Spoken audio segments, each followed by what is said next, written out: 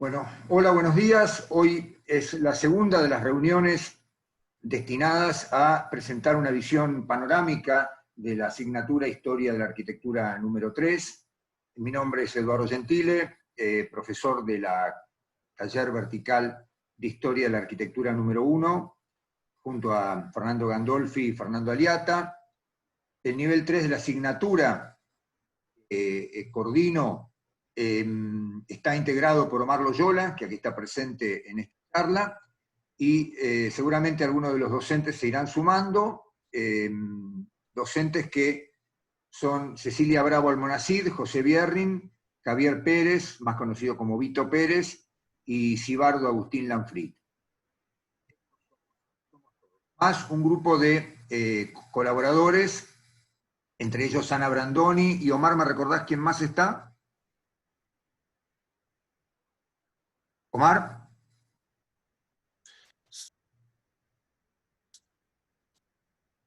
Bueno, el tema entonces es... Sí, perdón, Florencia Vanderwood es la Florencia, otra colaboradora. y quería mencionar a todos nuestros equipos, no lo tenía ahora de memoria. Bueno, ¿se ve ahora el PDF? Sí, sí. Bueno. Entonces, en la página 17 del PDF, de acuerdo a la estructura que vimos el otro día y que se las refresco, esta es la propuesta pedagógica presentada de acuerdo a un esquema estructural que tiene básicamente que ver con lo que se solicitó en los concursos, por lo menos en los últimos concursos, a todas las cátedras que concursaban, ¿no? Es decir, fundamentación y encuadre, y nosotros a su vez le pusimos unos subítems, ¿no? Pero este era un tema que todo el mundo tenía que escribirlo, por lo menos estaba, más que sugerido, era una exigencia. Después, bueno, queda cada uno en no hacerla. El encuadre para nosotros tenía básicamente tres partes, ¿no? El devenir temporal es porque evidentemente desde el año que nos presentamos por primera vez a concurso, que aquí está mal, fue 96, al 2015, que fue el concurso último, que somos el mismo equipo, fundamentalmente, y corrió mucha agua bajo los puentes, evidentemente. Entonces, queríamos un poco hacer un balance, y hoy mismo también nos preguntamos si esta propuesta realmente no tiene que ser revisada en función de las actuales también demandas que tienen los estudiantes, las y los estudiantes, respecto a la historia de la arquitectura.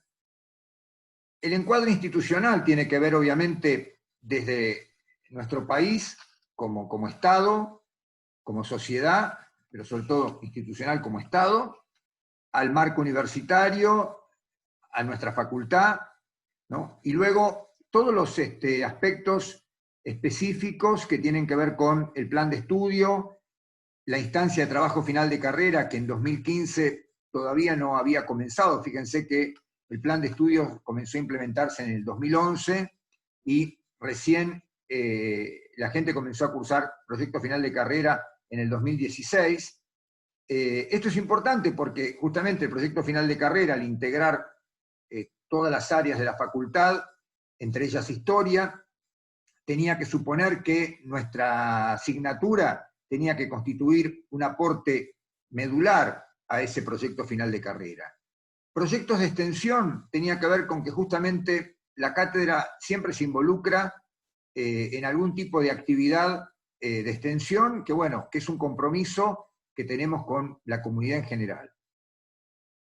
El tema del encuadre epistemológico tiene que ver, digamos, básicamente con, primero, la definición de la arquitectura, en tanto es una disciplina, o sea, un campo cultural, un campo de práctica, pero sobre todo un campo intelectual, de alguna manera, y por otro lado, es una actividad profesional, ¿no? Cuando digo actividad profesional, implica que está regulada jurídicamente, que tiene, digamos, maneja en todo caso, los recursos de una persona o de un Estado, de quien sea, pero tiene un compromiso también económico, etcétera, etcétera, ¿no? Es decir, en la disciplina entran, por ejemplo, las utopías, ¿no?, más descabelladas, como una ciudad flotante, y en la profesión no tanto, ¿no?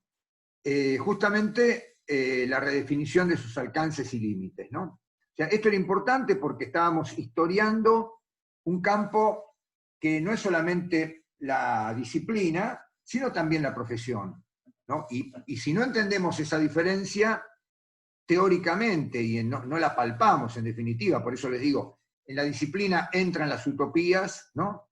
Y cuando digo utopías me refiero a la génesis de la palabra, que es utopos, o sea, sin lugar, algo que en realidad no tiene lugar y nosotros queremos que tenga lugar. Por ejemplo, no sé, una de las tantas utopías en su momento era que podíamos vivir sin casas, con un hábitat devenido de la energía, ¿no? Nada más. Es decir, en burbujas que tenían que ver con máquinas que nos proponían confort y seguridad. Bueno, esto es un aspecto importante, ¿no? Y también al mismo tiempo, y después vamos a ver, los bordes de la arquitectura que los arquitectos no podemos dejar de conocer. Quiero decir, si uno estudia, por ejemplo, la historia de la medicina, de alguna manera también tienen que entender que por un lado está la disciplina médica, por otro lado está la práctica médica, o sea, la profesión, y por otro lado hay actividades, podríamos decir así, paramédicas, de las cuales, si uno hace historia de la medicina, y de hecho se está haciendo, uno las tiene que considerar, ¿no? O sea, no podemos tomarnos, digamos, arrogarnos esta idea que somos los únicos que intervenimos en la realización del hábitat, solo que la arquitectura interviene con una cualidad específica. Ahora, la historia de la arquitectura implica, por otro lado, es una construcción, no es algo que, digamos, es una construcción que la hacen historiadores de la arquitectura o arquitectos devenidos en historiadores o historiadores del arte o a veces historiadores de la cultura que abordan, digamos, el tema de la arquitectura y como disciplina, como profesión, etc. Y bueno, justamente aquí era entender que este campo era mutante y que justamente planteaba desplazamientos, o sea, centros de interés, de pronto se pasaba de ese centro de interés al otro, ¿no? Continuidades, había elementos que evidentemente permanecen, y evidentemente había rupturas, o sea, más que nada había como cambios drásticos, ¿no? Y podríamos decir así como, efectivamente, prácticamente una nueva manera de mirar que rechazaba la anterior. Y bueno, y la idea que nosotros planteábamos fundamentalmente para los estudios de grado, la propuesta, digamos, tiene que alimentar la formación de una cultura arquitectónica, ¿no? Cuando decimos cultura arquitectónica no es simplemente tener un catálogo de ejemplos en la cabeza, sino poderlos evaluar, poderlos situar y observar de una manera también relativa, ¿no? Bueno, esto les recomiendo su lectura atenta, no son tantas páginas en definitiva, tratamos de escribirlo de la manera más amigable posible. Los objetivos los planteamos la semana pasada y vamos a ir ahora al punto de los contenidos de Historia de la Arquitectura 3. Creo que hoy no vamos a pasar de este tema. Si ustedes realmente quieren ir adelantando, en lugar de hacer una reunión el martes que viene, podemos llegar a hacer una reunión alternativa el jueves. Por mi parte estoy disponible. El otro día había algunos problemas con algunos, pero bueno, si esto queda grabado también, eso les posibilita tener este material disponible. Y la cuestión era saltarnos después al punto que tiene que ver con los programas analíticos de Historia 3, ¿no? O sea, analizar esto. Bueno, esto es justamente lo que... pero vamos a empezar por la cuestión de los contenidos mínimos. Obviamente, la asignatura, uno tiene que tener muy claro cuál es la diferencia entre un objetivo y un contenido, ¿no? Es decir, los contenidos pueden ir variando. Efectivamente, si uno analiza distintos programas de distintas universidades, por ejemplo, en Uruguay le dedican a la arquitectura del país una relevancia enorme. Lo mismo pasa en México, programas que conozco, otros no puedo decir. Pero México y Uruguay, como nosotros también lo hacemos, le asignamos una importancia en tanto contenido, ¿no?, a la arquitectura propia que se hace en el país. Esto es lógico porque, digamos, nosotros vamos a empezar a formar parte de una comunidad de arquitectos o de una, digamos, podríamos decir así, de un campo de arquitectos en los cuales tenemos que conocer realmente cómo se vino desempeñando, cómo se vino formando. No podemos ignorar eso. Y poco interesa que conozcamos los de nuestros vecinos si no conocemos siquiera el de nuestro mundo, ¿no? Ahora, el objetivo puede ser el mismo. Es decir, las historias de la arquitectura de Brasil, Uruguay, Chile, México, tienen que ver, por ejemplo, con un concepto que es conocer el lugar de cada país también dentro de la red mundial, pero eso es un objetivo, ¿no? ¿Se entiende? Eso es un objetivo a alcanzar. Ahora, ¿cómo? Bueno, evidentemente a través de contenidos específicos, ¿no? O sea, los objetivos son los que traccionan a los contenidos, son los que le llaman o convocan a los contenidos, ¿no? Por eso es importante también que sepamos separar conceptualmente estas cosas. Bueno, vamos entonces a historia. ¿Alguna pregunta? ¿Nadie? Bueno. En la cuestión de proceso de modernización, modernidad y modernismo, se ha escrito mucho sobre esto. Ahora, ¿ven el PowerPoint? Sí, sí, sí. O respondan rápido, porque si no se producen unos silencios.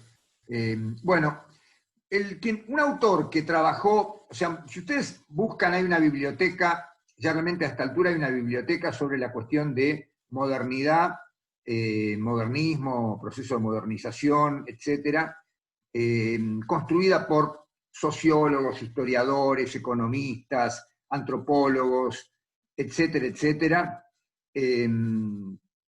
Justamente, cuando se revisa esta idea de modernidad, hasta 1980, digamos, era un tema sobre el cual no se lo había problematizado, por decirlo de alguna manera. Era como natural hablar de modernidad.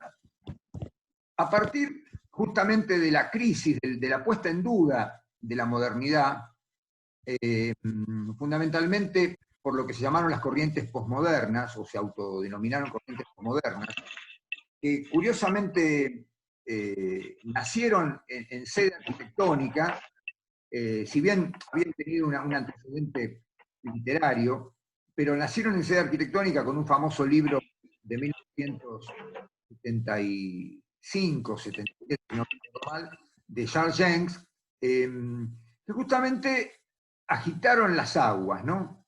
Entonces comenzaron, por ejemplo, los pensadores, como los filósofos como Jean-François Lyotard, que dijo, bueno, en realidad el posmodernismo es la era de la muerte de los grandes relatos, ¿no? ¿Cuáles son los grandes relatos? Son aquellos que daban sentido a una sociedad y de alguna manera la motorizaban. Digamos, un gran relato obviamente fue la Biblia, ¿no? Pero el siglo XIX y el siglo XX, sobre todo, ya, digamos, salvo algunos grupos que se seguían, digamos, ligados al peso de las escrituras, ya había otros grandes relatos. Evidentemente, el relato de que el mundo iba a progresar socialmente, o sea, el relato justamente que iba a progresar socialmente, justamente por la victimización digamos, y el cambio en los dueños de los medios de producción, que iban a pasar de ser los a ser. Perdón, voy a tener que silenciar. Les pido por favor que si se silencien si no quieren hablar, porque si no se mete mucho ruido en el audio. Gracias. Digamos, esta idea motivó justamente a muchos a pensar si estos grandes relatos han muerto, según Lyotard, si ya la gente no se guía por estas grandes visiones que movilizan multitudes, sino que se guía por cuestiones de sensibilidades privadas, personales, individuales, por mentalidades, etcétera, etcétera. Bueno, ¿qué pasa con la modernidad, que supuestamente había sido la que llevó a todos estos grandes relatos? Entonces, justamente aquí aparece un autor norteamericano, Marshall Berman, muerto hace relativamente poco, que escribió un libro que se difundió bastante y que tiene varias ediciones, fíjense, en inglés, varias en español, ¿no? Y justamente de este autor yo quería señalar su categoría de modernización, modernidad y modernismo. Este libro, si quieren, lo agrego a la carpeta que compartimos. Es una versión tomada de la web, que está escaneada completa, ¿no? Y justamente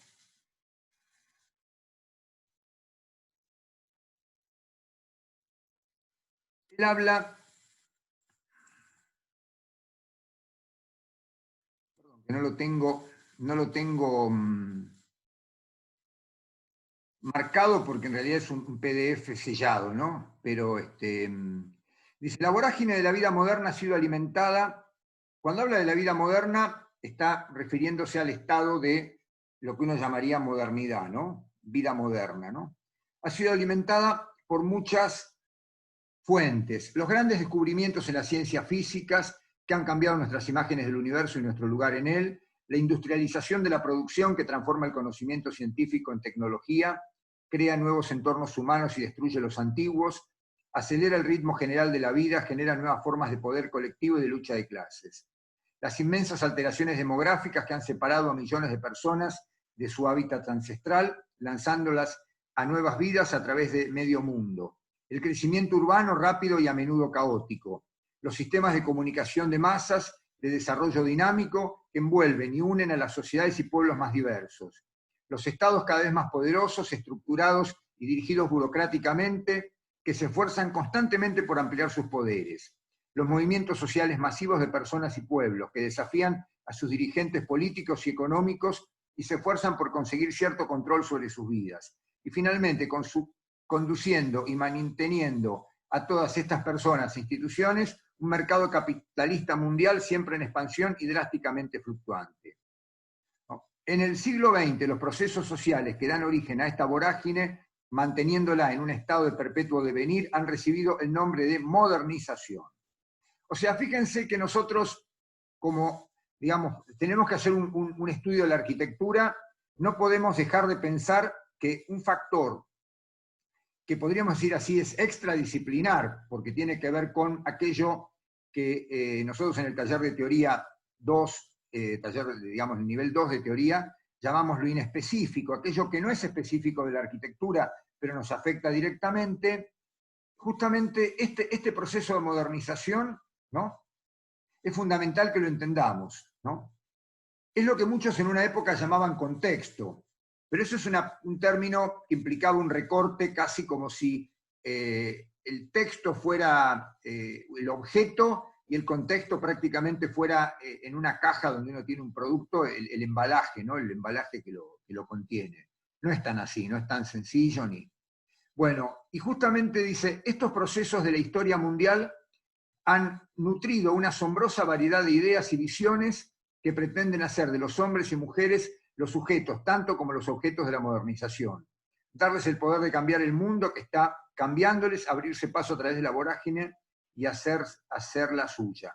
A lo largo del siglo pasado, bueno, en el XIX, en ese momento, estas visiones, valores y visiones llegaron a ser agrupados bajo el nombre de modernismo. Este libro es un estudio de la dialéctica entre modernización y modernismo. Bueno, aquí dejo un poco este texto, se lo voy a dejar ahí en la carpeta para que lo lean, es de la introducción, ¿no? El libro tiene una introducción que se llama, está completo el libro, ¿no? La modernidad ayer, hoy, mañana. Bueno, esto es para que entiendan que la modernidad es un estado, llamémosle, social, si se quiere, y cultural. Esto es una adaptación en realidad de Marshall Berman, lo que nosotros hacemos, no es directamente una transcripción directa, porque además él no abarca la arquitectura como modernismo arquitectónico, salvo en algún capítulo, y sí se centra más en la literatura, en la pintura, en otras artes, y la arquitectura siempre queda un poco descentrada de esta cuestión de si es un arte, porque justamente está tan ligada al proceso de modernización y también al modernismo, y digamos, tiene como una pata en cada una de estas tres categorías, ¿no? El otro día lo aclarábamos y si quieren puede ser motivo de una charla más en extenso, pero no me quiero detener más que esto, ¿no? Es decir, entendamos que el proceso de modernización, por ejemplo, incluye toda la disponibilidad tecnológica que una sociedad nos brinda, ¿no? Que excede el campo de la arquitectura. Evidentemente, la disponibilidad de acero no es una cuestión que porque los arquitectos se nos ocurra la vamos a tener. La modernidad tiene que ver con un estado cultural, un estado de alguna manera que podríamos decir así, considere, como pasó por ejemplo con uno de los elementos claves del proceso de modernización fue la aparición de la energía eléctrica. La modernidad es un estado en el cual la energía eléctrica nos parece un insumo natural y que no imaginamos que vaya a desaparecer de nuestras vidas, ¿no? Y sabemos que si bien tiene riesgos, es más lo que nos ayuda que el riesgo, obviamente, de accidente que pueda producir. Ahora, el modernismo es una cuestión justamente de representación artística, representación estética, de valores, de visiones, de elementos simbólicos, ¿no? Es decir, y la arquitectura se alimenta, por lo menos, digamos, gran parte de la arquitectura es esa cuestión de la expresión simbólica, ¿no? Entonces, estos tres elementos, cuando digo modernidad me refiero, de hecho, a cambios de hábito, perdón. Es decir, que lógicamente tienen que ver con, o sea, antes de la modernidad, antes de la aparición de la luz eléctrica, uno no podía imaginar, digamos, las cuestiones que ahora nos parecen absolutamente naturales, ¿no? O sea, no íbamos a imaginar un lugar que ahora lo damos por sentado que se puede iluminar y puede ser confortable, no existía eso. Entonces, esto es un aspecto fundamental, que es cómo mentalmente nos hacemos la idea de que este proceso de modernización modifica nuestras vidas, ¿no? Esa toma de conciencia, ¿no? de cómo modifica nuestras vidas. Y el modernismo es cómo logramos dar una expresión artística a esto, o sea, estética, digo, ¿no? Ustedes si piensan, por ejemplo, analizan un ejemplo que todo el mundo conoce, la casa Farnsworth, ¿no? Evidentemente, el proceso de modernización es el que permite contar con la perfilería industrial que utiliza Mies. Modernidad tiene que ver con, digamos, la capacidad de vivir en ese mundo que le propone Mies, que, bueno, evidentemente la dueña huyó despavorida de ese mundo que le propuso Mies, no estaba tan ajustada a eso, ¿no? Pero muchos pueden vivir. Philip Johnson vivía en una casa que era parecida, que era un prisma de cristal.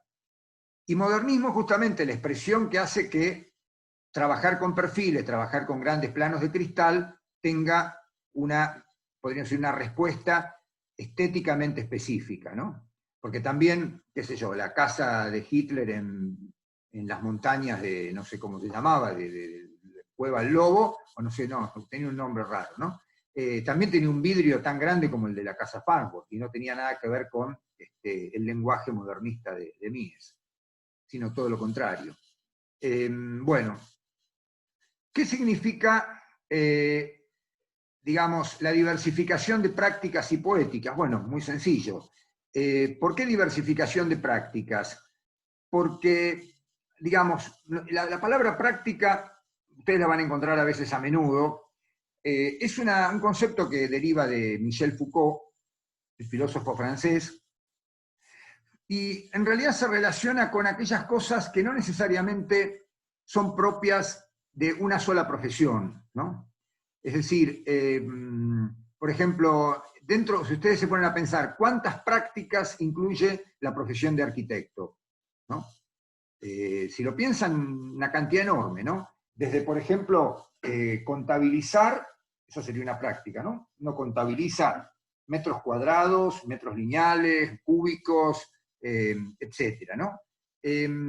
Otra práctica puede ser, digamos, por ejemplo, poner en sistema algo, ¿no? Es decir, que todas las piezas puedan ser cambiables o intercambiables. O sea, que, por ejemplo, todas las aberturas de habitaciones tengan 0,70 por 2,05, ¿no?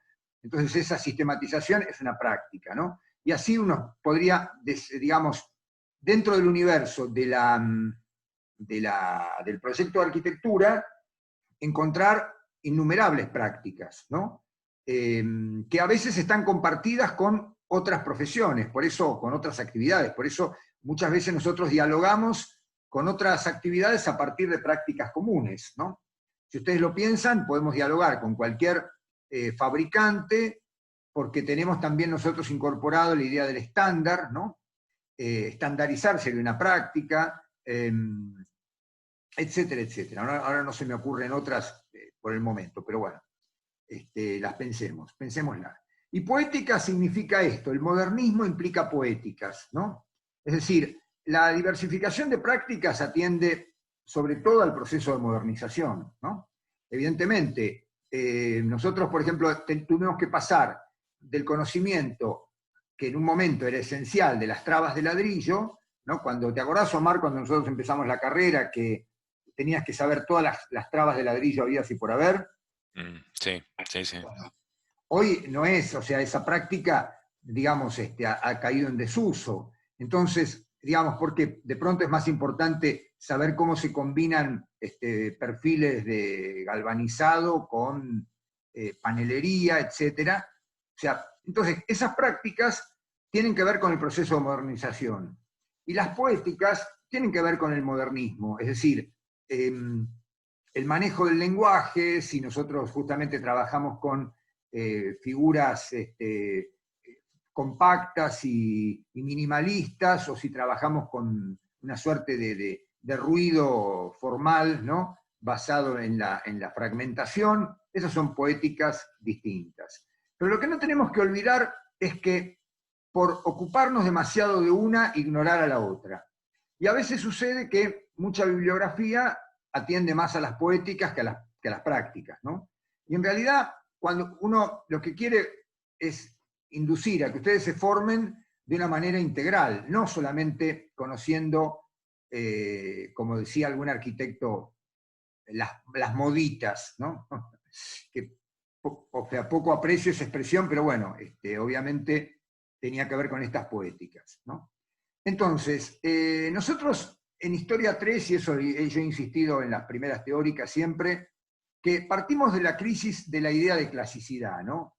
O sea, en realidad la idea de clasicidad se pone en crisis a comienzos del 800, ¿no? Básicamente con el advenimiento, y ahí nos tenemos que retrotraer un poco solaparnos un poco con el programa de Historia 2. En general es como si tuviéramos que tomar un envión hacia atrás ¿no? Justamente, perdón, tuviéramos que recular para tomar un envión y ver Historia 3 con esa perspectiva. Digamos, un mundo que creía firmemente en la antigüedad romana y luego griega y romana, y que, digamos, podríamos decir así, se corporizó en lo que se llamó el neoclasicismo. Va entrando en crisis en el siglo XIX porque, digamos, esto que parecía ser la verdad, como ideal de arquitectura, de belleza, etcétera, dejaba de serlo, ¿no?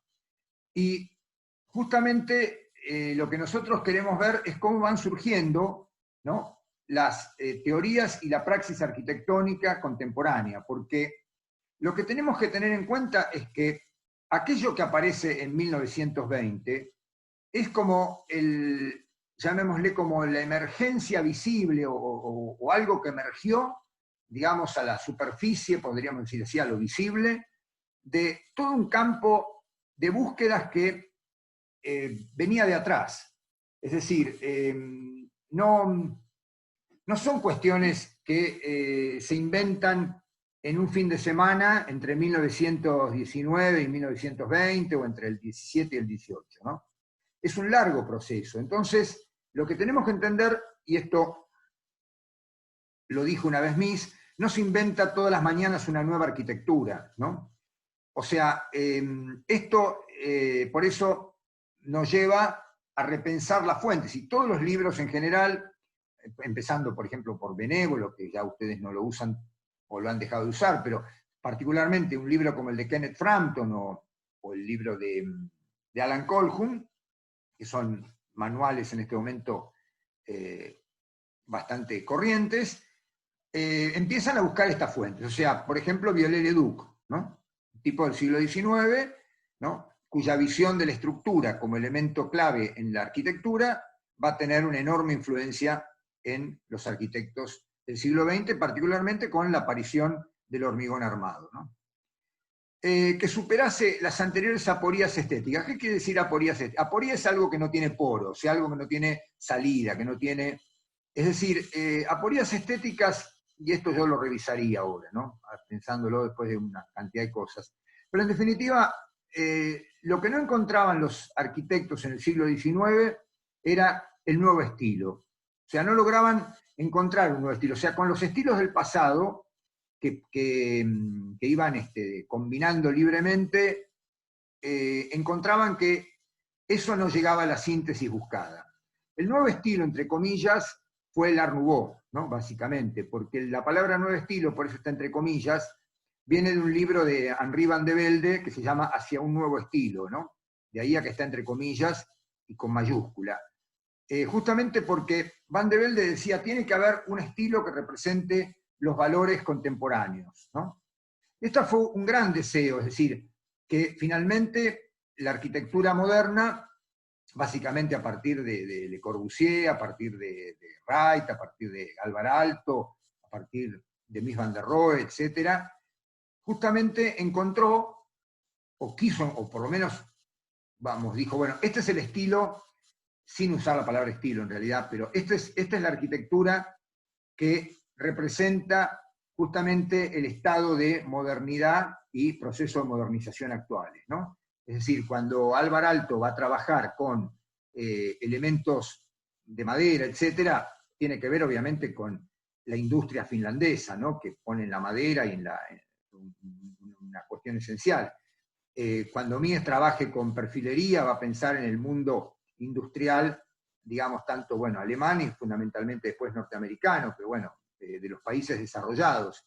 Cuando otros arquitectos consideren que el lenguaje pasa por la utilización de tecnologías locales, como pasa con Le Corbusier en el caso de la casa en Chile, la Errázuriz, que no se construyó, pero trabajó con la cuestión de la piedra, ¿no?, que eso, si ven el teórico de Aliata de Le Corbusier, van a pescar eso, o sea, que él podía hacer arquitectura moderna sin utilizar los materiales más avanzados, ¿no?, porque para ese contexto la piedra y la madera rústica eran los elementos. Pero justamente encontrar este estilo, ¿no? Esto es una de las grandes discusiones porque, digamos, ¿cuál es el estilo de los nuevos tiempos, ¿no? ¿Cuál es podríamos decir así, el estilo de la época que corresponde, ¿no? Pero, digamos, el siglo XIX no había logrado encontrarlo sin respaldarse en la historia, y justamente lo lo más interesante es que el siglo XX encuentra que ese nuevo estilo puede derivar de cuestiones que no tenían que ver con esta historia como se veía en el siglo XIX, sino que encontraba fuentes alternativas, ¿no? Por ejemplo, en principio, una de las fuentes que encontraba era la arquitectura popular, ¿no?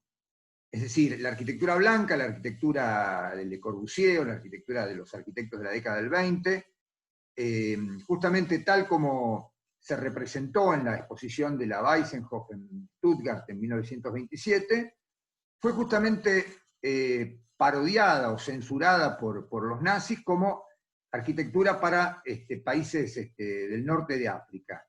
Y si bien esa crítica es obviamente lo que uno diría chicanera y siniestramente chicanera, en definitiva estaba claro, y eso lo analizó muy bien Pancho Liernur, que ese lenguaje provenía en realidad del Mediterráneo, ¿no? de la arquitectura popular del Mediterráneo. Entonces justamente esta idea de crear un nuevo estilo fuera de la historia como se venía produciendo en el siglo XIX es el gran corte del siglo XX, ¿no? Y eso es una plataforma sobre la cual tenemos que entender todo lo que está pasando en el siglo XX. Bueno, sus variaciones, sus crisis, las formas de diseñar que surgen de todo este proceso, justamente formas de diseñar. Fíjense, por ejemplo, si ustedes toman de Historia 2 el concepto de distribución que está presente en la arquitectura, por ejemplo, doméstica, que se diseñaba en el siglo XIX, ¿no? Y toman la arquitectura institucional, ¿no? Con la composición, llamémosle, típica de l'École des Beaux-Arts, van a encontrar que las formas de diseñar que surgen en el siglo XX va a ser, o sea, formas de, pues llamémosle, de organizarla. Cuando uno dice formas de diseñar, entiende que es formas de organizar plantas, cortes, fachadas, etcétera, ¿no? Que van a tener que ver, en principio, con un estricto funcionalismo en gran parte, con un ajuste a nuevas tecnologías, ¿no? Porque evidentemente el siglo XIX trabajaba con esas grandes masas murarias que se dibujaban y se pintaban, y es lo que se llama poché, ¿no? O sea, esas grandes masas murarias que eran de piedra o de ladrillo, etcétera, etcétera. Y la arquitectura contemporánea va a privilegiar, en general va a privilegiar estructuras más ligeras, ¿no? Hormigón, acero, de pequeños puntos. Esto ya va a cambiar las formas de diseñar. Es decir, y no hablemos de, si ustedes toman la arquitectura paramétrica o toman la arquitectura actual, o sea, porque esto es un panorama general de toda la arquitectura desde 1800, finales del 800 a la actualidad. La relación dialéctica que establecen con la tradición, efectivamente, todo esto, digamos, rechaza y acepta de manera bastante compleja el pasado. Como les decía, la arquitectura blanca, ¿qué está haciendo? Está aceptando una arquitectura popular, con lo cual se está desplazando no al campo de la arquitectura culta, sino al campo de la arquitectura popular como fuente, ¿no? Bueno, ya con esto hay que tomar aire, ¿no? Fíjense, es una oración. Y cuando dice, encuadradas en un proceso de metropolización y globalización creciente. Bueno, aquí tenemos el gran tema, que es cómo los arquitectos nos impacta el proceso de metropolización, ¿no? El proceso de metropolización, digamos, va produciendo en principio un desplazamiento de la vida doméstica del centro de las ciudades, ¿no? Es decir, entonces, uno también esto lo tiene que ver desde el punto de vista del habitar. Si uno toma, por ejemplo, no sé, un ejemplo cualquiera, aquí sin ir más lejos, en La Plata, cuando ustedes tienen el Camino Centenario, que en una época era angosto y pasaban, no sé, 2 autos por día, en 1930, se hicieron casas pensando en que eso era un suburbio y que era un lugar amable, digamos, y hoy pasa un camino que es prácticamente casi una autopista, Entonces, evidentemente, eso va a impactar, ¿no?, en las respuestas de los arquitectos. Primero, digamos, transformaciones tipológicas, en transformaciones, llamémosle, en desplazamientos urbanos, etcétera, etcétera. O sea, el proceso de metropolización afecta a los arquitectos porque es una cuestión que prácticamente suele escapar a nuestro control, ¿no? Lo mismo que el proceso de globalización. Es decir, ustedes piensen, por ejemplo, sin ir más lejos, volviendo al camino centenario, ¿no? Ustedes tienen, por ejemplo, un McDonald's, ¿no? Y pasa acá en 7, 42 y 43, la presencia de un McDonald's, que es un elemento global, una cuestión de cultura global, afecta enormemente, porque, digamos, tiene una imagen, tiene una presencia visible, desplaza otras pautas de consumo cultural, etcétera, etcétera, y a los arquitectos obviamente eso nos afecta, cambia en todo caso el escenario urbano de manera radical, por lo menos en ese pequeño escenario, ¿no?, donde está inserta esa obra. O por ejemplo los grandes hipermercados, ¿no?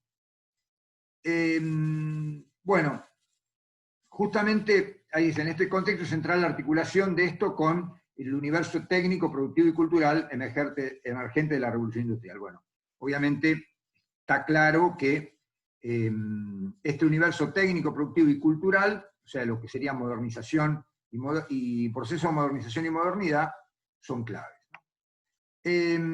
Las características del modernismo estético, ¿no?, entendidas desde el punto de vista de lo que algunos autores denominan pérdida de la centralidad.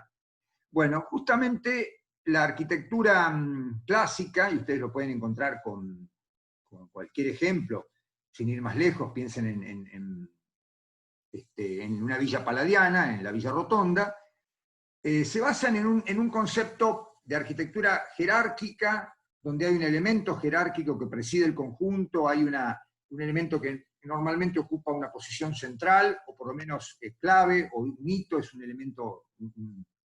y el edificio se organiza en torno a esa centralidad, ¿no? Y la arquitectura moderna, ¿qué va a proponer? Un concepto de fragmentismo. Bueno, dentro de esto justamente hay que entender el fragmentismo y la vanguardia, ¿no? Si revisan las teóricas, hay una teórica sobre vanguardias, que está ahí subida, justamente que tiene que ver con esto, ¿no? La benjaminiana relación entre reproductibilidad técnica y arte. Esto alude a un autor que se llama Walter Benjamin, ¿no?, que tiene un escrito que se llama la obra de arte en la era de la reproductibilidad técnica, ¿no? Es importante porque de alguna manera lo que digamos encontramos en el siglo XX es justamente la cuestión que para nosotros en los arquitectos va a ser clave, digamos, la incorporación de la reproductibilidad técnica, por ejemplo, algo más que visible, ¿no?, en todo lo que son los elementos estándar, ¿no? Hoy hablábamos de las puertas, o sea, todos pasamos a tener la misma puerta porque todos compramos la misma puerta, ¿no?, en el mismo proveedor, ¿no? Y entonces, eso ya había empezado evidentemente antes, ¿no? Los artefactos sanitarios fueron un elemento de reproductibilidad técnica, pero justamente el gran cuco de los arquitectos del pasado eran estos elementos que escapaban a esta aura. Cuando se dice aura es porque el aura, como el aura de los santos, ¿no? Es una idea figurada de Benjamin, justamente que el arte le daba o sea, la obra hecha, digamos, como obra de autor, obra singular, obra identitaria, el mueble hecho para la ocasión, etcétera, tenía un aura que la reproductibilidad técnica no la tiene. Pero lo que uno tiene que asumir es que en el mundo moderno nos vamos a tener que acostumbrar a vivir con esto y desplazar la esfera del arte hacia otras cosas, ¿no? Tal vez hacia, evidentemente, la música, la literatura, inclusive dónde está el arte en una arquitectura que se basa en la reproducción técnica, ¿no? Un poco eso, ¿no? O sea, ¿cuál es el margen del arte cuando estamos todos trabajando con carpintería estándar, digamos, de distintas líneas de aluminio, o de madera, o de chapa doblada, o sea, cuando ya, digamos, trabajamos con un mundo de elementos que todos los podemos tener, ¿cuál es nuestra nuestra aura, cuál es el espacio que tenemos para esa aura, para eso que escapa a la reproductibilidad técnica. Esto es una cuestión central en la historia de la arquitectura moderna, ¿no? Bueno, la cuestión de promovemos que el estudiante construya una periodización posible. Evidentemente nosotros pusimos una periodización, pero no necesariamente esa es como se dice, un lecho de Procustro, ¿no? Que tiene que, saben lo que es el lecho de Procustro, que digamos, si uno es demasiado largo, le cortan las piernas, y si es demasiado corto, ¿no? Se lo ponen como en un ¿cómo se dice? Le estiran hasta que ocupa ese lecho. O sea, es un lecho que, o es un potro donde te estiran, o es un lugar donde te cortan. O sea, es un molde salvaje que reduce todo a ese molde, ¿no? Nosotros pretendemos que esto no sea así, y por lo tanto siempre discutimos estas categorías o estos momentos, ¿no? De manera relativa. La idea que nosotros pensamos que la modernidad se tiene que extender este plano de análisis hacia el campo filosófico, estético y social, pensamos porque no solamente saber de historia de la arquitectura es conocer todos los arquitectos, ¿no? Que hicieron cosas, sino también qué otras corrientes cohabitan con esto, ¿no? Es decir, y ojo, esto es un tema bastante, es bastante difícil de plantear, pero, por ejemplo, algunos autores consideran que el espacio moderno, el espacio que rompió la caja, ¿no? Que rompió digamos, la habitación, o lo que sería el recinto, la pieza, como dice Julien Gadet, la pieza, la habitación, el recinto cerrado, y rompió ese espacio y lo hizo fluir, tiene que ver con toda la ruptura que se produce en el campo musical con la ruptura de la tonalidad, o sea, la ruptura del sistema de escalas musicales basadas en, bueno, las escalas mayores, las escalas menores, las 24 escalas, ¿no? Entonces, justamente esa idea, digo, es importante que uno conozca, porque no tiene que pensar que la arquitectura es un mundo completamente alejado de... Tampoco tiene que meterse en la filosofía y abandonar la arquitectura, sino pensar que las cuestiones tienen algún tipo de relación o resonancia, ¿no? Bueno, las transformaciones del escenario urbano a partir de la edad industrial y las alternativas modernas a la ciudad tradicional, ¿no? Bueno, lo que estábamos viendo, ¿no? Por último, se busca que el estudiante comprenda la crisis del proyecto moderno y su inserción en tanto futuro profesional en la misma. Bueno, creo que este punto, ya son las 10:59, amerita que dejemos por ahora, ¿no? Porque si no esto se va a ir a 2 horas. ¿Qué opinan? ¿Tienen ganas de seguir o...? Opiniones.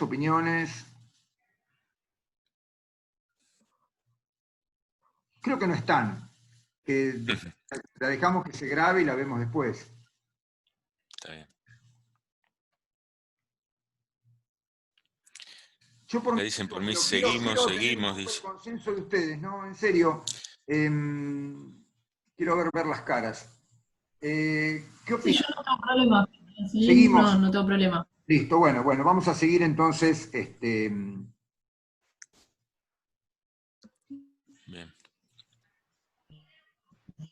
Tampoco tengo problema. Bueno, perfecto. Bueno, tratar de ir más rápido, pero ir más rápido significa pasar por alto cosas importantes. Por eso no se puede tampoco alegremente ir más rápido, ¿no? Fíjense, un párrafo, ¿no? Casi nos llevó 1 hora, ¿no? O sea, desmenuzarlo. Quiero decir, esto no es una cuestión de vanidad de ninguna manera, pero cuando uno escribe, en realidad condensa un montón de ideas, a veces en una oración. Y muchas veces nos resulta un poco como decir, bueno, quedan 2 opciones. O esta es la versión condensada, ¿no? En, no sé, 15 renglones, pero no es que se leen esos 15 renglones a la pasada, ¿no? Yo entiendo que hay frases que pueden ser leídas a la pasada, pero esta no es una frase para leer a la pasada, ¿no? Bueno, el tema de, bueno, ¿cómo se hace esto? O sea, esto en realidad casi les diría que son los contenidos, si uno tuviera que dividirlo, estos son el concentrado de contenidos, podríamos decir así, ¿no? La versión, ¿no? El copete, como se diría en una noticia, ¿no? Luego, para ello, es decir, acá un poco se relaja la cosa, ¿no? Se analizan antecedentes de la arquitectura y la ciudad modernas, estudiando desde el nacimiento y desarrollo de la ciudad industrial, el problema de la vivienda y el habitar en el marco de la formación de las metrópolis y las transformaciones en las ciudades. El lugar del arte y la artesanía en el mundo industrial, el advenimiento de nuevas realidades económicas, políticas, sociales y culturales, resultantes de la Revolución Francesa, el ocaso del embellecimiento urbano. Bueno, hasta acá está bien, ¿no? No creo que no hay duda, ¿no? O sea, es todo lo que ustedes normalmente estudian. ¿Qué es el ocaso del embellecimiento urbano? Es decir, hay una idea de diseño que tuvo que ver básicamente con el barroco, que digamos que fomentaba que las ciudades tenían que ser ámbitos bellos, ¿no? Es decir, el mejor ejemplo para esto es en la época de la zarina Catalina la Grande, en Rusia, los poblados que estaban en ese momento en vías de crecimiento, al pasar la zarina, querían mostrar como llamémosle como quien se pone la ropa, la mejor ropa que tiene, ¿no? Para, como se decía antes, la ropa dominguera, ¿no? Y entonces, lo que hacían era una arquitectura de cartón y madera, o de papel y madera, o de tela y madera pintada, que se empezó a llamar la ciudad Potemkin, ¿no? Justamente eso es lo que después Adolf Loos va a decir que una ciudad tatuada, él se va a referir al tatuaje, a la cuestión esta, es una ciudad Potemkin, que tiene que ver solamente con el embellecimiento. Y el embellecimiento urbano es una corriente que, podríamos decir así, tiene que ver con fundamentalmente crear escenarios magníficos, ¿no? Desde el punto de vista visual, como, podríamos decir así, prerrogativa, ¿no? Como lo más importante. Es decir, y ahí está un poco, llamémosle, la fortaleza y la debilidad de esa manera de hacer ciudad, ¿no? Ahora, el surgimiento de nuevos instrumentos e ideologías, o sea, esto tiene que ver con la historia en general del urbanismo. Ya la demografía es un nuevo instrumento, ¿no? Es decir, poder, por ejemplo, prever qué tan grande tiene que ser un cementerio, los instrumentos del conocimiento sanitario que llevan a la zonificación de la ciudad y que dicen dónde hay que instalar ciertas cosas. Es decir, fíjense que, por ejemplo, en el caso de La Plata, es una ciudad que se diseña no sobre la idea de embellecimiento urbano. Inclusive casi es lo menos importante el embellecimiento urbano, porque aquello que nosotros vemos bello es como una situación casi que surgió como uno diría en el lenguaje vulgar, de carambola, ¿no? Porque, digamos, no estaba pensado como un ámbito diseñado en términos formales, como podría ser, no sé, la Plaza del Campidoglio de Miguel Ángel. La catedral y la municipalidad estaban situadas en dos manzanas. Cuando se sacan a concurso, la municipalidad no se sabía cómo iba a ser, simplemente se les dice que a los participantes que tenía una manzana de 120 por 120, que tenía que estar rodeada de jardines, y ahí se terminó la historia. Y entonces, digamos, eso no es embellecimiento. En todo caso, la ciudad fue pensada con criterios de circulación, con criterios higienistas, con otros criterios. Y nuevas ideologías, bueno, justamente la ideología del higienismo, de que todo tenía que ser, digamos, sano y equilibrado, etcétera, etcétera, ¿no? O sea, eso es la idea del equilibrio urbano es una ideología, ¿no? O sea, yo podría, digamos, una ideología es concentrar y otra ideología es dispersar. ¿Qué otro hay en chat? No sé si alguien me quiere decir algo. Dígamelo si quieren, interrumpan, porque no los veo acá los chats. No, Eduardo, era yo que tengo el ensayo de Loos, y si alguien lo quería leer, yo se lo paso por mail, nada más eso. Ah, dale, perfecto, gracias.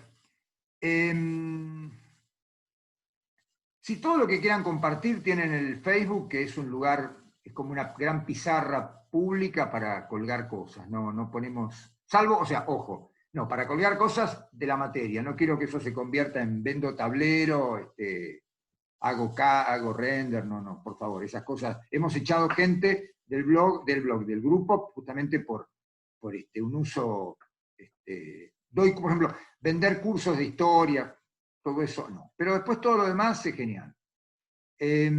Bueno, entonces, aquí no estábamos. El ocaso del experimento para el diagnóstico de la ciudad. El contexto territorial considerado comprende casos centrales y periféricos de los 5 continentes, que experimentan la modernidad en diferentes tiempos y con disímiles grados y características. Bueno, esta frase consideren que tiene un valor relativo, porque si no nos tenemos que volver realmente unos enciclopedistas que no lo somos, porque esto supone dar casos, no sé, en África, en el lejano oriente, ¿no? Pero efectivamente el deseo es no centrarnos solamente en un mundo, digamos, Europa, Estados Unidos y nuestra realidad. Normalmente lo que hace todo el mundo, en todas las facultades, escuelas de arquitectura del mundo, es toma su país, digamos, si es, por ejemplo, si son franceses, toman Francia, un poco Italia, Inglaterra, qué sé yo, Alemania, se olvidan del resto, Portugal no existe, España es para ir a tomar sol, y Estados Unidos porque es el país que está ligado, ¿no? O sea, ojo también, esto es un tema que es una ambición que salgamos de un mundo chiquito, ¿no? Pero bueno, es difícil. Yo entiendo que es enormemente difícil, porque efectivamente ¿cómo se experimenta, o sea, cómo aparece la modernidad en distintos lugares, ¿no? Es decir, efectivamente, si ustedes toman, no sé, la India o Arabia, es decir, son realidades que tienen, digamos, distintas velocidades, etcétera, etcétera, ¿no? Bueno, la cuestión patrimonial. Nosotros esto es un deseo también, pero nunca llegamos a darlo, sinceramente. A pesar que estamos ligados como taller de arquitectura y como maestría de conservación, etcétera, a todo esto, desafortunadamente nunca nos da el tiempo para poder dar estos temas, ¿no? Inclusive hemos incluido un libro que es el de François Joé, pero bueno, tampoco pretendemos demasiado. Yo creo que efectivamente historia, y esto es una cosa que la digo así un poco a boca de jarro, pero necesitaría tener un desdoblamiento, por lo menos Historia 3, en alguna asignatura, y bueno, de hecho por eso aparecen las selectivas, ¿no? Pero donde se puedan ver estas cosas, ¿no? Efectivamente, o ves todo muy por arriba y muy superficialmente, y das todo, o, digamos, pero bueno, lo pusimos en la propuesta como un deseo, ¿no? Yo por ahora a ver, tachar texto, por ahora lo tacho, pero bueno. Justamente dice, no sigue, y esto es importante, como en el caso del curso anterior, un orden lineal asimilable a una historia de larga duración. El curso anterior sería Historia 2, ¿no? Bueno, efectivamente, en Historia 2 ustedes tienen, digamos, 5 siglos prácticamente de clasicismo o de tradición basada en las fuentes antiguas, y aquí es un problema más de constante ¿no? Stop and go, podríamos decir así, ¿no? Una crisis donde constantemente las cosas se reacomodan. O sea, esto nace del agotamiento del modelo clásico. Efectivamente, digamos, la arquitectura moderna nace de que lo anterior ya estaba agotado como instancia. Ya no estamos hablando de la vivienda popular, que la vivienda popular es un tema que los arquitectos los arquitectos modernos se apropian de un mundo que antes no les pertenecía. Era un mundo que se resolvía con el cuentapropismo o o con manuales que básicamente tenían que ver cómo hacer una casa.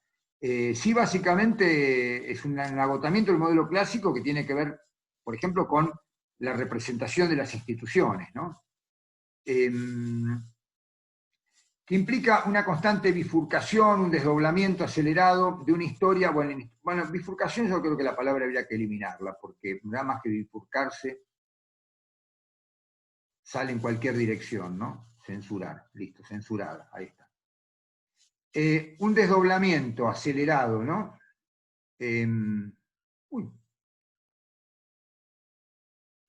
Un desdoblamiento acelerado de una historia en historia. Bueno, ¿qué pasa con las historias paralelas? Es un tema que nosotros consideramos que a ustedes también los puede ayudar a entender mejor este asunto. ¿Qué son las historias paralelas? Por ejemplo, la historia de la técnica, ¿no? Creo que acá se aclara, ¿no? Sí, miren.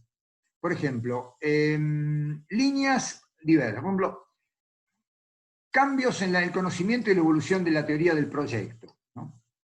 O sea, ¿cómo se proyecta? ¿No? Efectivamente, la manera de proyectar académica sigue vigente en gran parte en el siglo XX, porque la noción de partido, académica, de la manera Beaux-Arts, más que académica, la manera Beaux-Arts, de la idea de partido, que hay un partido, sigue teniendo vigencia hoy todavía, pero no es la única, es decir, hay distintas maneras. Entonces uno diría, bueno, hay maneras de proyecto que son tipológicas, que no se basan en la idea de partido, o en la noción de partido.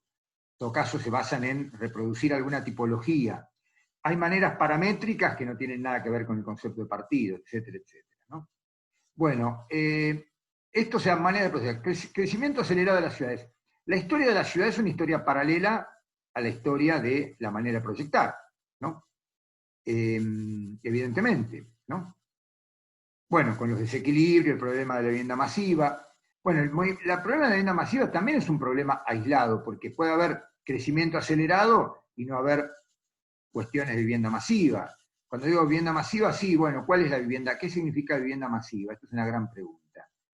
Porque la villa es una vivienda masiva, ¿no? O sea, vivienda de masas, es un término también problemático, ¿no? Pero básicamente es el problema más que la solución. Y el desarrollo de políticas al respecto. Tengamos en cuenta que las políticas pueden ser de distinto tipo, no siempre es hacer conjuntos de vivienda, ¿no? Muchas veces yo he preguntado, ¿cuál fue la política de vivienda? Una pregunta capciosa, ¿no? Pero ¿cuál fue la política de vivienda que hizo posible el desarrollo de la ciudad de La Plata? Y la gente queda un poco como, ¿viste? Como diciendo, me sacaste del libreto. Bueno, efectivamente, la política fue, en todo caso, decir, bueno, que cada uno pueda tener acceso a un lote, que pueda tener un lote en propiedad, y que dentro de ese lote pueda hacer un montón de cosas, digamos, casi todo, yo diría, ¿no? Es decir, con una zonificación bastante laxa y unas normas bastante laxas. Entonces, justamente, la política de vivienda permitió construir esos departamentos que uno ve, que a veces tienen, no sé, un pasillo, un terreno de 60 metros y tiene 6 casas en planta baja, ¿no? Es decir, eso es una política de vivienda. O sea, porque justamente pareciera que política de vivienda, y esto es un término que por eso es capcioso, porque cuando el gobierno quiere anunciar la política de vivienda, la anuncia con gran pompa, y puede llegar a ser desde un megaconjunto a los planes Procrear. Pero también hay políticas de la no aplicación de política. O sea, la no aplicación de política es una forma de política, ¿no? Por eso, porque en definitiva, digamos, la política es el arte de gobernar, y si yo gobierno dejando libre las cosas, también estoy dando esa señal política, ¿no? Es como si, digamos, ahora la política es el confinamiento, pero si mañana eso desaparece, la política es justamente desconfinar. Por eso esto es un tema que a veces lo preguntamos y suele ser bastante, lo hacemos a propósito, ¿no? Pero para ver hasta qué punto uno problematiza las cosas, ¿no? Bueno, la crisis del crecimiento, la necesidad de un estilo nuevo, subiendo las vanguardias, bueno, todo esto está claro, acá no hay dudas, etcétera, podemos seguir adelante. De allí que el programa se estructure como una serie de unidades con cierta autonomía, ¿no? Entonces, que desarrollan temas divergentes efectivamente organizadas en 4 partes, según categorías propias de la articulación entre arquitectura y ciudad, proceso de modernización, modernidad y modernismo. O sea, nosotros trabajamos sobre una gran división, que después la van a ver la semana que viene, o este jueves, como quieran, ahora vemos, en grandes arcos históricos, políticos, sociales, ¿no? Que obvio atañen, digamos, a las historias generales, ¿no? Por ejemplo, hasta la Primera Guerra Mundial hay una historia, después de la Primera Guerra Mundial, el periodo entre guerras es otra historia. La segunda posguerra, hasta, digamos, el momento en el cual, bueno, y ahí tomamos un criterio, se desmantela el estado de bienestar, comienza todas las políticas digamos, no sé si tanto neoliberales, porque antes del neoliberalismo, de hágalo usted mismo, y el estado actual donde la arquitectura ha retomado casi una cuestión de marca identitaria de ciudades, pasa a ser como un objeto a veces casi de una vidriera, bueno, eso es una categoría que armamos, pero ya les digo, puede ser revisable. La primera parte, digamos, comprende el desarrollo de una arqueología de la arquitectura y el urbanismo modernos en el marco de ciudades y territorios que se modernizan con distintas dinámicas. Efectivamente, cuando uno estudia el primer periodo hasta la guerra del 14, digamos, hay como, uno podría encontrar lo moderno casi, o por lo menos las expresiones modernistas, ¿no? Todavía enquistadas en un mundo que no ha cambiado demasiado, ¿no? Es decir, que pretende seguir viviendo como si nada cambiara, ¿no? En ese sentido, por ejemplo, uno cuando lee Los era alguien que quería cambiar. La famosa revista que él publica, Das Andere, era justamente, se llamaba, creo que el epígrafe, algo así como, para introducir la civilización moderna en Austria, ¿no? ¿Qué era para Los la civilización moderna? Era sacarse esa pompa de imperio, digamos, lleno ¿cómo se podría decir?, de necesidades de representación, de que la casa tenía que ser como un mundo para mostrarle a los demás cuán buen gusto y cuán poderoso se era. En general la casa era una, y bueno, lo sigue siendo, ¿no? Es como una especie de vidriera de la personalidad del propietario, ¿no? Y justamente Los abogaba por un tipo de arquitectura doméstica, fundamentalmente era doméstico lo que le interesaba, que fuera práctica como lo que él había visto en Estados Unidos y también en Inglaterra, ¿no? Como eran sillas comunes, como las sillas que hoy podemos comprar en cualquier casa, que no tuvieran, que fueran prácticas, cómodas, que estuvieran de acuerdo a nuestro presupuesto, etcétera, etcétera. Entonces, esto justamente es un momento de modernización que se instala, perdón, de modernidad que se instala en un mundo que todavía es reaccionario, reactivo. Entonces, por eso es digamos, una dinámica de modernización distinta. O sea, hay países que todavía están anclados al pasado y países que no, ¿no? Un ejemplo, si ustedes miran fotos del inmueble Narconfin de Ginsburg, que es una vivienda colectiva realizada durante la era soviética en Moscú, van a encontrar las fotografías que la gente llenó esos interiores que estaban destinados a ser equipados con un mobiliario absolutamente ligero, con grandes muebles de madera pesada, con íconos religiosos, con elementos de sus tradiciones, porque, digamos, primero que las acarrearon y las pusieron. Segundo, porque no podían vivir sin esas cosas. Entonces, bueno, evidentemente, digamos, el sacarse de encima todo ese mundo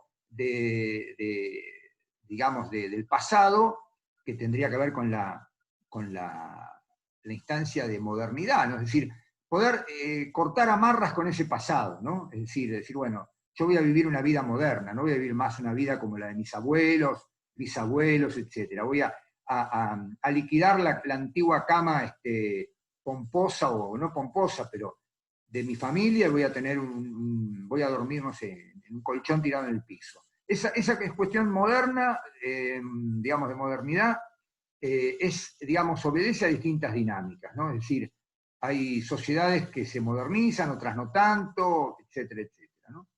Lo mismo pasa en un mismo país, o sea, uno no es lo mismo Buenos Aires y ciertos lugares de Buenos Aires que están siempre en en el último cambio, con, no sé, lugares en otras regiones, no quiero poner ningún caso, pero que siguen todavía atados a tradiciones. La segunda parte, que sería a partir de 1914, es la constitución de un entero conjunto de dispositivos proyectuales, tipologías, lenguajes, modos de gestión de la ciudad y el territorio durante el ciclo entre las dos guerras. O sea, el primero sería como, digamos, buscar señales de modernidad en un mundo que todavía no se ha modernizado del todo, ¿no? De modernidad y de modernismo. La segunda es llamémosle el periodo caliente, donde esto se realiza de alguna manera, ¿no? Donde logra realizarse. La tercera parte es cuando justamente se instala en el mundo que emerge de la segunda posguerra, ¿no? Y ahí es donde justamente se difunde y deja de ser como un laboratorio, digamos, más controlado, a ser convertido en moneda corriente, ¿no? Por ejemplo, sin ir más lejos, los departamentos de propiedad horizontal resueltos con estándares mínimos, ¿no? en todo el mundo, tienen que ver con justamente cómo esto, que había sido un laboratorio controlado justamente para lograr dar vivienda de buena calidad a la mayor cantidad posible de gente, pasa a ser una operación, digamos, para producir mercancías más rentables, ¿no? O sea, reducir los dormitorios a 270 de ancho mínimo, digamos, eliminar toda posibilidad de tener un mueble del pasado porque la casa se basaba en placards, etcétera, etcétera. Esto es segunda posguerra. Digo, por lo menos en Argentina pasa lo mismo, es decir, aunque no tuvimos guerra, pero vivimos la misma experiencia. La cuarta parte tiene que ver con el fin de la Guerra Fría y, bueno, transformaciones urbano-territoriales, no cabe duda que las hubo.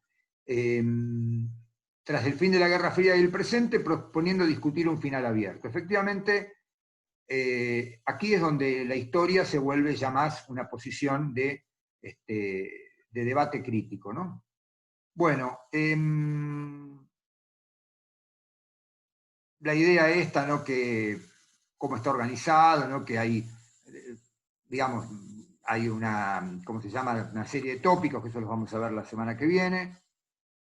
Y los contenidos sintetizados, y ahora con esto ya terminamos, es, ¿no? La emergencia de una sociedad de masas, ¿no? Efectivamente, uno de los fenómenos que emergen con la revolución industrial es una enorme cantidad de población que dejó de estar ligada al mundo al que pertenecía. O sea, piensen que y pasa a ser justamente ciudadanos o consumidores o lo que sea, que demandan cuestiones. O sea, ya no están ligados a, como en el pasado, bueno, trabajaban en la finca de fulano, en la finca de Mengano, vivían para tal señor, que era el que de alguna manera en la finca de tal señor, etc., ¿no? Hay una serie alemana que se llama, que la dan en Europa, perdón la digresión, pero me parece, se llama Tambach, el destino de una ciudad, que cada tanto la vuelven a repetir, que justamente muestra cómo en la Alemania, hasta el final de la Segunda Guerra Mundial, sobrevivían estas fincas rurales, donde había un conde, que obviamente ya digamos, el título no existía más, pero seguía siendo el dueño de ese lugar. Toda la familia era dueña de ese lugar y tenía una cantidad enorme de gente que vivía en sus propiedades y trabajaba en sus propiedades. Con la llegada de de los soviéticos al lugar ese lugar, bueno, se divide, etc. Los soviéticos proponen una colectivización y una ruptura completa de ese orden. Pero quiero decir, este mundo todavía de cómo emerge una sociedad de masas es un fenómeno que se va construyendo en este periodo. Y las alternativas político-ideológicas en que se encuadran, ¿no? Bueno, evidentemente hay sociedad de masas del capitalismo y sociedad de masas del socialismo, etc., ¿no? Bueno, los procesos de transformación derivados de la División Internacional del Trabajo. Este es un tema clave, ¿no? Es elemental. Ustedes pueden encontrar que ciudades han aparecido y desaparecido en esta división del trabajo. Por ejemplo, Detroit, la fábricas de autos. O, por ejemplo, donde está la Universidad de San Martín, la UNSAN, era todo un área industrial, ¿no?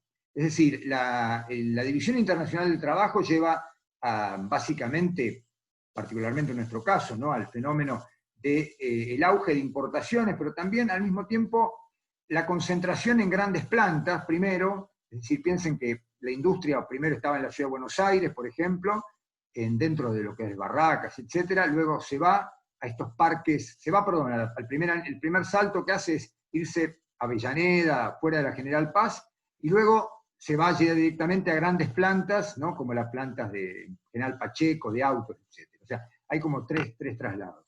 Entonces, y ahora directamente desaparecen las fábricas porque la producción globalizada dejó de trabajar con la fábrica donde se hacía todo y simplemente se montan las piezas que vienen de distintos lados.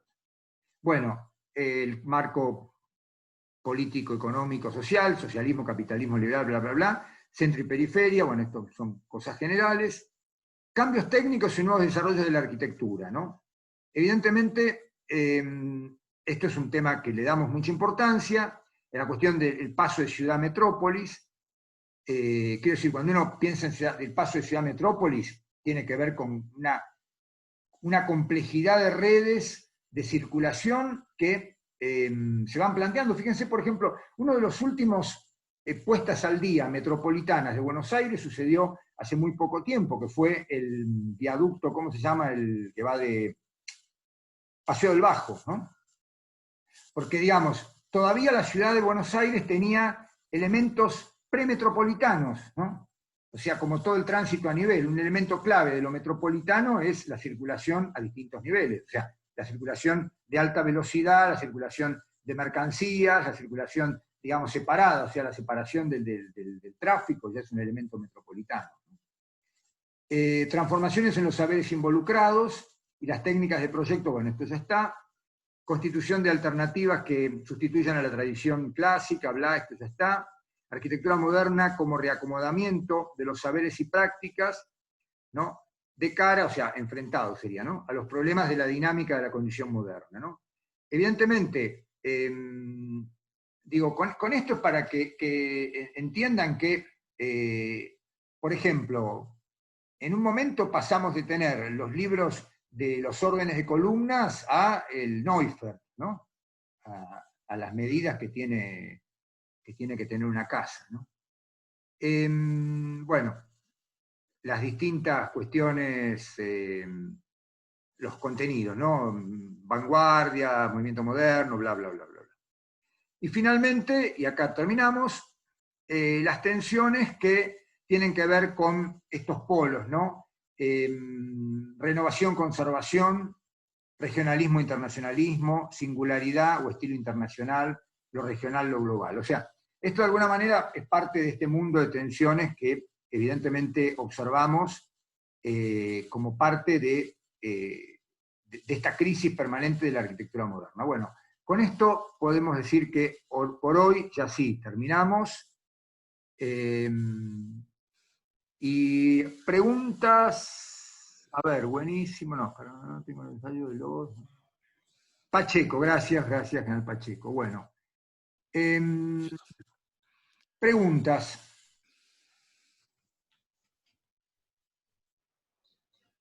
Encantado que las hagan, ¿eh? El otro día hubo algunas preguntas. Adrián, vos habías preguntado algo la semana pasada.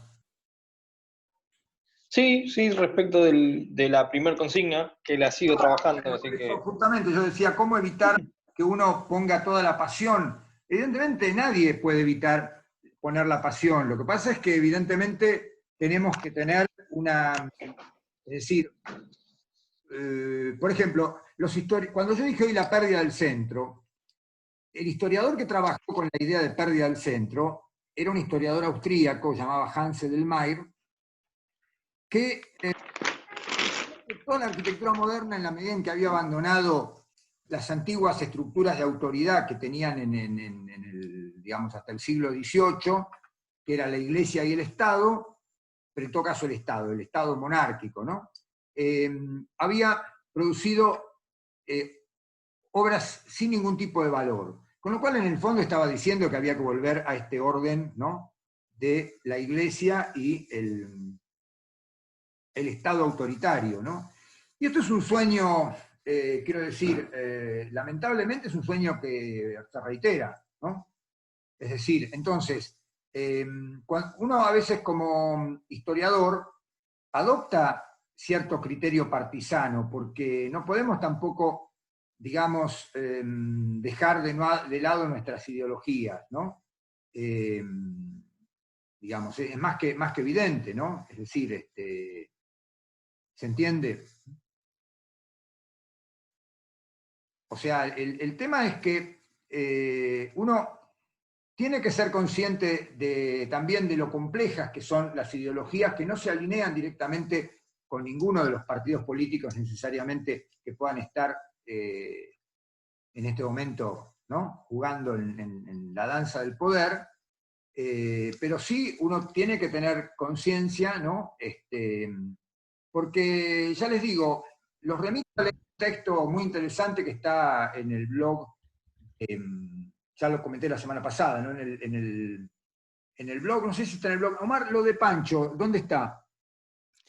No, está en el sitio del ITEPAC, me parece que quedó subido, y Bueno, si no lo subimos al blog. el pack de Instagram o de Facebook, Sí, sí, sí, de van a Facebook, encontrar un Facebook. texto de Liernur muy interesante, porque justamente Liernur deconstruye, él tiene una mirada muy, muy provocativa, eh, podríamos decir así, es un personaje que a veces lo querés matar, y a veces lo amás y lo matás, porque, no, lo digo esto en sentido afectivo, pero digo, porque escribe cosas que de pronto sacuden, ¿no?, hacen temblar, pero digo, nos invitan a pensar, él claramente, digamos, pone en crisis una serie de cuestiones, ¿no?, que tienen que ver con básicamente el hábitat, ¿no?, los problemas ligados, ¿no?, al derecho al hábitat, ¿no? Por ejemplo, a ver, les doy uno. Toda la vida, como arquitectos, desde la arquitectura moderna, básicamente, que tomó el tema de la vivienda como gran tema, todos los arquitectos pensamos que la gente que no tiene acceso a la vivienda a partir de sus recursos económicos, o, por ejemplo, un banco que le preste dinero, ¿no? O sea, un sistema hipotecario que te diga, bueno, vos tenés tal dinero destinado a construir algo, ¿no?, etcétera. Yo lo quiero, pero yo que lo quiero... Ah, el artículo, bueno, en realidad hay que descargar, es un artículo que publicó en La Nación, está el link para leer el artículo. Va a quedar siempre, es un link permanente, pero realmente fantástico, ¿no? Porque, bueno, es bastante, tiene bastante punch. Bueno, digo, el punto es que, yo decía, toda digamos, la investigación sobre cómo tiene que vivir la gente que no tiene acceso a la vivienda por sus propios medios, ¿no?, ayudado obviamente por un sistema bancario, llevó a los arquitectos a proponer, o sea, fue un campo genial de trabajo para hacer trabajar nuestra cabeza, ¿no?, conjuntos de vivienda que planteaban modelos de vida alternativos a lo de cualquier persona común y corriente, ¿no? Todos sabemos perfectamente, esos conjuntos, digamos, están absolutamente separados de la vida común y corriente del resto de la gente, ¿no? Porque ni siquiera vivís en una calle que tiene el número tanto, vivís en la torre 4 del nudo 5, del no sé qué 6. Ahora, eso es un tema que nosotros, como historiadores, tenemos que naturalizarlo. En un momento tenemos que dejar, digamos, en claro que fue una solución que se fue tomando, ¿no? Porque lo que no se quiso revisar fue el hecho de por qué hay gente que tiene todos los medios posibles para tener una casa y gente que no, ¿no? Es decir, que hay un problema, evidentemente, de absoluta inequidad en el acceso a la vivienda. Entonces, de pronto, digamos, manteniendo la inequidad, tengo que inventar estos estrafalarios conjuntos en los cuales uno sube un piso, baja un piso, va por un pasillo, baja una escalera, sube una escalera, ¿no? Que parecen el comienzo del Superagente 86, ¿no? Es decir, evidentemente, esto es un tema que me parece que tenemos que pensar, ¿no? Lo mismo, por ejemplo, en un momento la primacía absoluta del hormigón armado, ¿no? Es decir, el esqueleto de hormigón armado se convirtió casi como en un elemento que está en el ADN de cualquier estudiante de arquitectura ya y cualquier arquitecto, ¿no? Y evidentemente, por ejemplo, se incorporó y por eso digo, cuando uno hace una historia tiene que también pensar cómo el pensar que todo tiene que tener columnas, losas, columnas, vigas, losas, qué sé yo, es inevitable. Entonces, eso me parece que es un tema que tenemos que, cuando hablamos de eso, no decir esas cosas que a veces dice la gente que, por ejemplo, dice, bueno, el hormigón armado, que hoy es el no sé qué, cuando en realidad, digamos, uno puede seguir utilizando tecnologías de otro tipo, ¿no? Y no por eso dejar de ser, digamos, no por eso estar actuando de manera incorrecta, a ver si se entiende, ¿no? O sea, no por eso estar... Digo, en la arquitectura no es como en medicina, digamos, los antivacunas o los que dicen que hay que tener el parto en la casa, como lo tenían mi abuela o mi bisabuela, que nacías. Esos grupos hoy en medicina son altamente cuestionados. O sea, la gente que piensa que no hay que vacunarse, la gente. Digamos. Ahora, en arquitectura no es así. No es que uno, porque no usa el esqueleto de hormigón armado, es el equivalente digamos, a no tener higiene, digamos. Por eso, la arquitectura en el sentido es algo más complejo que otras profesiones que trabajan con la técnica y donde justamente la técnica sigue procesos más lineales. Digo, cuando, por ejemplo, se pasó de la corriente continua a la corriente alterna, hubo 1000 razones para hacerlo. Pero nosotros en la arquitectura podemos elegir alternativas, ¿no? Porque no son como la técnica, ¿no? Como las ciencias duras, que hay caminos que son, digamos, una vez que apareció el microscopio, ¿quién va a seguir mirando sin el microscopio? ¿Se entiende? Digo, nosotros, por ejemplo, nos hemos acostumbrado tanto a trabajar con el sistema métrico decimal que no nos damos cuenta que en realidad hay cosas que después, curiosamente, y eso siempre me lo dijo un colega, nunca tienen, por ejemplo, los muros de 10 que antes tenían 10, nunca tienen 10, ¿no? ¿Se entiende? O sea, tienen 12 por ahí. Entonces, cuando vos diseñás, estás mintiendo, porque, digamos, o sea, hemos creído tanto en el sistema métrico decimal, digo, la arquitectura, o sea, por eso cuando hacemos historia de la arquitectura tenemos que, y pensamos históricamente en la arquitectura, más bien que hacer historia, por eso no corresponde, ustedes tengan que ser historiadores, pero cuando uno piensa en términos históricos, tiene que pensar, por ejemplo, justamente de manera, viendo las dos caras de la cosa, o las varias caras de la cosa. Digo, por ejemplo, uno dice, sí, qué genial, frente al palmo, o la vara, o la pulgada, ¿no? La pulgada americana, uno trabaja con criterios de sistema métrico decimal. Pero resulta que todas las dimensiones de los elementos constructivos no coinciden con esas dimensiones con las que uno trabaja, ¿se entiende? Entonces eso produce un tipo de crisis. Entonces si uno es completamente ciego a ver esto y no observa estos desajustes, ¿no? Digamos, pasa que la reflexión que vas a tener histórica siempre va a ser, digamos, yo diría como irreal, ¿no? A ver si lo digo, irreal, ¿no? Por ejemplo, es como la idea de que uno necesita constantemente plantearse, ¿no? Yo les comentaba, no es lo mismo leer una memoria de arquitectura o escuchar a un arquitecto celebrando sus logros que chequear lo que realmente está producido, ¿no? Esto es una diferencia muy grande, ¿no? en el entusiasmo de los arquitectos, es lícito que celebren, digamos, por ejemplo, cierto, digamos, capacidad que tiene un edificio de uso social, ¿no? No quiero poner ejemplos. Pero después resulta que en la vida real está todo cerrado, todo controlado, todo vigilado. Entonces decís, bueno, ¿qué pasa con esto? O sea, digo, ¿se entiende? Cuando uno hace historia, tiene que también pensar estas cosas, ¿no? Yo los invito a escribir una reseña, ¿no? Sería interesante escribir una reseña de carácter histórico sobre, por ejemplo, la realización de ciertos lugares, por ejemplo, un ejemplo, el pasaje de Aldo Rocha, ¿no? O sea, si ustedes hacen una reseña del pasaje de Aldo Rocha, no pueden dejar de tener en cuenta que uno de los temas históricos de ahí es el gran desajuste entre la idea de los arquitectos, ¿no?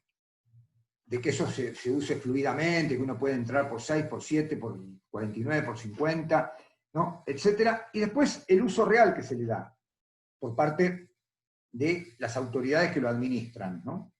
Que se entra por una puerta, hay un vigilante en la puerta que te está como, digamos, viendo a ver para dónde diablos querés ir, aquí no se sube, aquí no se sube, aquí no se sube, con lo cual el edificio termina, digamos, siendo un fracaso. Entonces, digamos, como nosotros en Historia de la Arquitectura no solamente hacemos la historia del edificio como una maqueta, como si uno analizara qué objeto, y dice, bueno, sino que también trabajamos sobre el impacto que esa obra tiene justamente en lo que sería la modernidad, o sea, en lo que es el impacto social, el impacto cultural, el impacto, ¿no? Etcétera.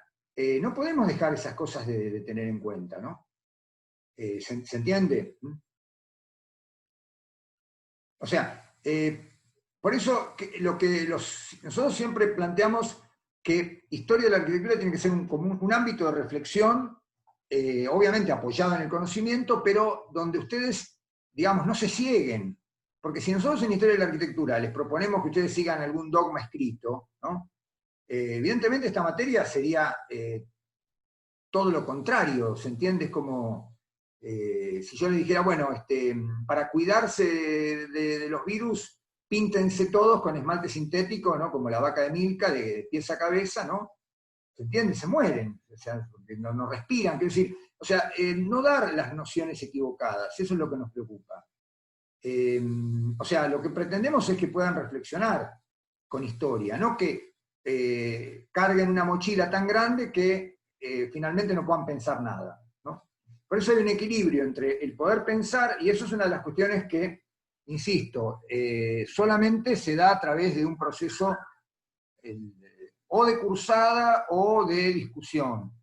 Por eso, digamos, es interesante que ustedes, mal que mal, los estudiantes del plan de promoción del egreso, a través de un escrito que lo discuten con los docentes, puedan justamente tener un ida y vuelta de esto, ¿no? Por lo menos sería el ideal, ¿no?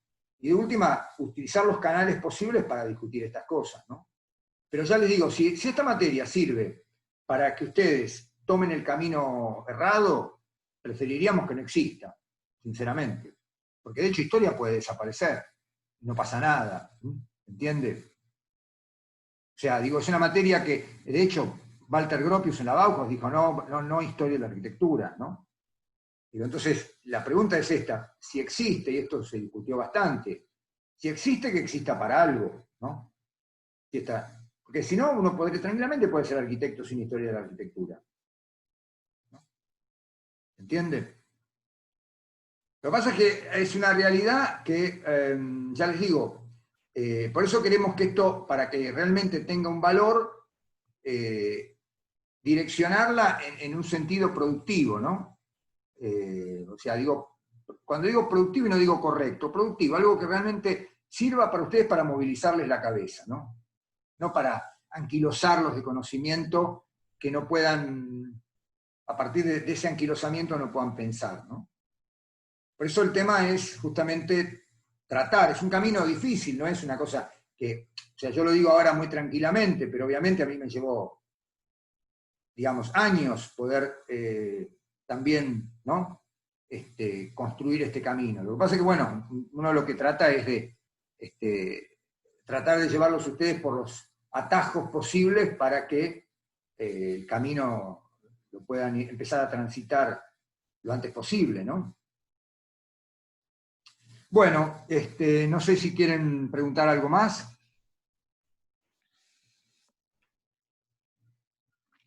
¿Cuándo quieren que nos veamos? Yo por mi parte sugiero el martes, si les Martes. parece, no sé, Bueno, yo el jueves no puedo, pero bueno, igual si lo quieren hacer no hay problema, pero si hay alguna decidamos urgencia, entre todos, yo digo, soy como los psicólogos que dan, hay gente que dan va todos turnos. los días, hay gente. Yo digo, si de última es preciso que nos veamos el jueves, abrimos en el jueves, si no, lo dejamos el martes.